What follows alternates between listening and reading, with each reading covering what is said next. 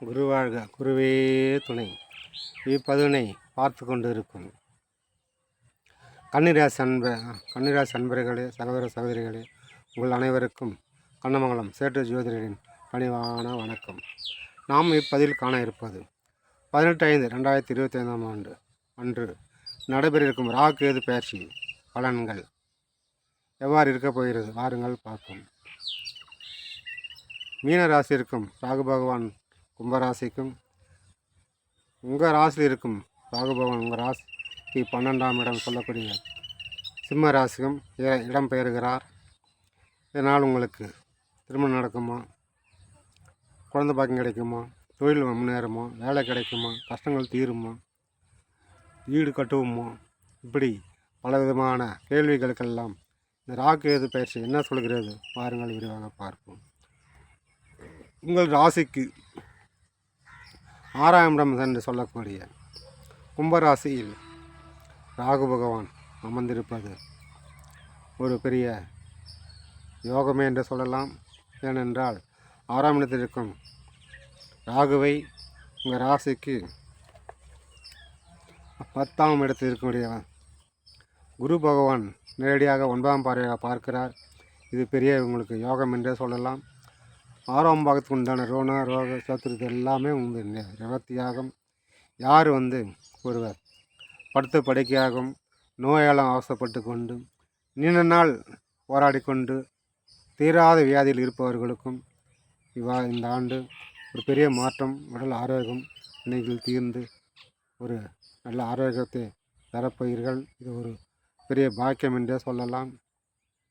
அதேபோல் தாங்க முடியாத கடன் தொழில் இருப்பவர்களுக்கு அகல பாதாளத்தை ஆழ பாலத்திலே வின்றிருப்பேன். கடன் மேலே மேலே மேலே ஊரோட்டு ஓடி போடலாமா, இல்லை ஏதாவது தற்கொலை பண்ணிடலாமா என்று சொல்லக்கூடிய அளவுக்கு உங்களுடைய கடன் வாழ்க்கையில் பாதிக்கப்பட்டு இருப்பீங்க.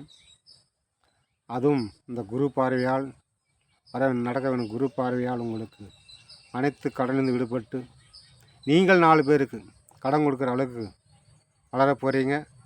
அதனால் வளர்ந்த கடன்களை குத்துட்டு போகிறீங்க, காசு வராது, வகையாக தான் முடியும். அதனால் சேர்த்து வைங்க. கடன் தீர்ந்து 4 காசு நிம்மதியாக கையில் பாருங்கள்.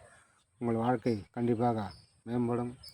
அதே போல் உங்களை வாழ விடாத பண்ணியிருந்த தொல்லை பண்ணியிருந்த எதிரிகள், உங்கள் தொழிலில் போட்டி, பொறாமல், பொச்சிருப்பு, குடும்பத்தில் அக்கம் பக்கத்திலும் வாழ விடாமல் பண்ணிக்கிறாங்களா, இல்லை விவசாய நிலத்தில் அக்கம் பக்கம் போராடி இருக்காங்களா, இப்படி எப்படிப்பட்ட எந்த வயதிலாவது உங்களுக்கு ஒரு எதிரி இருப்பான்.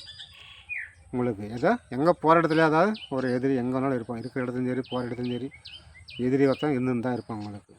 அப்படி இருக்கும்போது அந்த எதிரியால் உங்களுக்கு அந்த பிரச்சனை அனைத்துமே குரு பார்வையால் கண்டிப்பாக விலகி அவனே உங்கள்கிட்ட பேசுவான். அவன் பண்ண தப்பை உணர்ந்து உங்கள்கிட்ட பேசுவாடி இதெல்லாம் நடக்கும். அதனால் உங்களுக்கு இது ஒரு நீண்ட நாட்களுக்கு பல ஆண்டுகளுக்கு பிறகு பல போராட்டங்களிலிருந்து நீங்கள் விடுபட போகிறீங்க. அதனால் நீங்கள் உண்மையிலே ஒரு அதிர்ஷ்டக்காரர் தான் நீங்கள் கன்னிராசினர்கள். அதேபோல் உங்கள் ராசிக்கு 12இல் கேது இருப்பது, மோட்சக்காரன் 12இல் இருப்பது, அதுவும் ஒரு விதத்தில் நன்மையே. தெய்வ அனுகூலம் கிடைக்கும். ஆன்மீக பயணம் லாபகரமாக அமையும். அதாவது இந்த கோயிலுக்கெல்லாம் வழிபடுவது மூலமோ, டொனேஷன் கொடுப்பது மூலமோ, கோயிலில் ஒரு அன்னதானம் செய்வது மூலமோ ஒரு பெரிய மாற்றம் உங்கள் வாழ்க்கையில் சேரும். அதனால் 12 இருக்கும் கேது பகவானாலும் 6 இருக்கும் ராகு பகவானாலும் உங்களுக்கு உண்மையிலே 100% உங்களுக்கு நன்மை நடக்கப் போகிறது. நீங்கள் எதிர்பார்க்காத நல்ல நல்ல விஷயங்கள் நடக்கும். எதிர்பார்க்காத இடத்துலேருந்து நல்ல நல்ல செய்திகள் வரும். அதனால் உங்களுக்கு ஒரு பெரிய மாற்றம் வாழ்க்கையில் இந்த போராட்டத்திலிருந்து விடுபட போகிறீங்க. திருமணமே நடக்காமல் இருந்த கன்னிராசி அன்பர்கள் இந்த முறை உங்களுக்கு தள்ளி தள்ளி போயிருந்த திருமணம் கண்டிப்பாக கைகூடும். ஆண்களுக்கு நினச்ச மாதிரி வேலை இருக்கிற பொண்ணும் சொந்தக்கார பொண்ணும் நீங்களே ஏற்கனவே போய் கேட்டு வேணான்னு வந்துருப்பீங்க. அதே பொண்ணு கூட மறுபடியும் நீங்கள் கேட்டு திருமணம் செய்யறதுக்கு ஒரு நல்ல வாய்ப்பு திருமணம் கைகூடும்.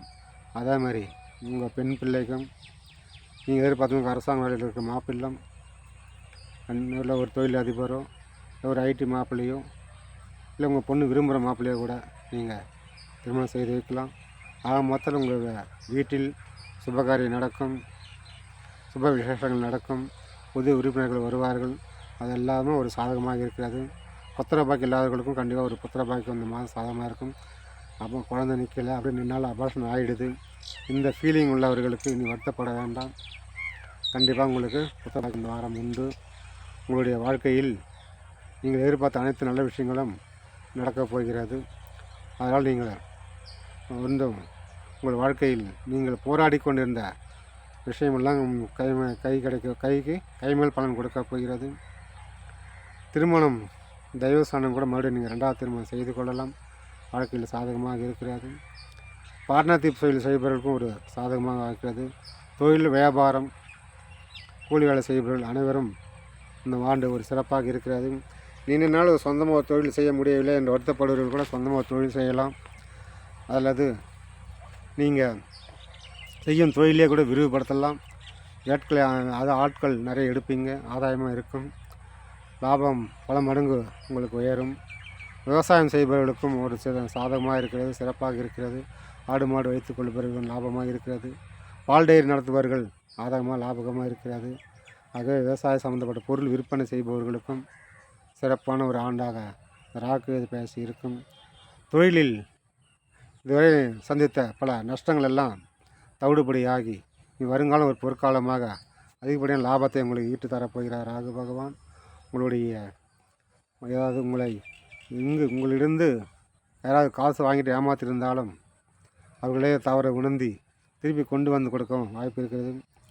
உங்களுடைய வெளிநாடு பயணம் இல்லை வேலை வாய்ப்பு, வெளிநாடு படிப்பாக செல்ல வேண்டும் என்ற கனவில் இருப்பவர்களுக்கும் இந்த ஆண்டு ஒரு நல்ல ஒரு வாய்ப்பாக அமைக்கிறது. உங்கள் ஜாதகத்தில் சுய ஜாதகத்தில் 12ஆம் இடத்து அதிபதி புத்தி தசை புத்தி நல்லா நடக்குமானால் கண்டிப்பாக உங்களுக்கு வெளிநாடு கனவு நிறைவேறும். உங்களுடைய சுய ஜாதகத்தை ஒரு முறை ஆய்வு செய்து கொள்ளுங்கள். இது ஒரு கோச்சார பலனை 10% வேலை செய்யும். ஆனால் என்ன சாமி நீங்கள் எல்லாமே நல்லபடி தான் சொல்கிறீங்க, எதுவும் நடக்கலையே என்று வருத்தப்பட வேண்டாம். ஒரு சிலருக்கு தான் நடக்கும். மற்றெல்லாம் நீங்கள் உங்களுடைய சுய ஜாதகத்தை ஆய்வு பண்ணும்போது உங்களுடைய விஷயம் அனைத்தும் அதில் தெரியும்.